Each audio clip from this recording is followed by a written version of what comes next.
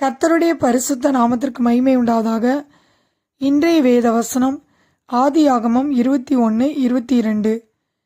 நீ செய்கிற காரியங்கள் எல்லாவற்றிலும் தேவன் உன்னுடனே இருக்கிறார். நாம் செய்கிற காரியங்கள் எல்லாவற்றிலும் தேவன் நம்மோடு கூட இருக்கும்போது அந்த காரியங்களை வாய்க்க பண்ணுவார். பிரசங்கி 9:10 வாசிக்கிறோம், செய்யும்படி உன் கைக்கு நேரிடுகிறது எதுவோ அதை உன் பலத்தோடே செய்யென்று.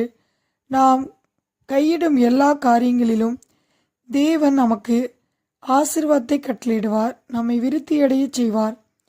ஆதியாகமம் 26:3 வாசிக்கிறோம், கர்த்தர் ஈசாக்குக்கு தரிசனமாகி நான் உன்னோடே கூட இருந்து உன்னை ஆசீர்வதிப்பேன் என்று வாக்கு கொடுத்தார். ஈசாக்கு பஞ்ச நாட்களில் விதை விதைத்தான்.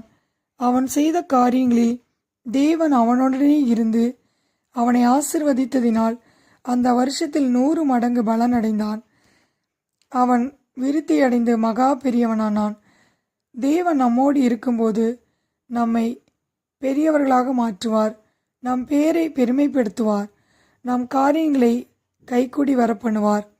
ஆதியாகமம் 39:2-3 வாசிக்கிறோம், கர்த்தர் யோசேப்போடே இருந்தார், கர்த்தர் அவனோடே இருக்கிறார் என்றும் அவன் செய்கிற யாவையும் கர்த்தர் வாய்க்க பண்ணுகிறார் என்றும் அவன் எஜமான் கண்டு யோசேப்பினிடத்தில் தயவு வைத்து அவனை தனக்கு ஊழியக்காரனும் தன் வீட்டுக்கு விசாரணைக்காரனுமாக்கி தனக்கு உண்டான யாவற்றையும் அவன் கையில் ஒப்புவித்தான்.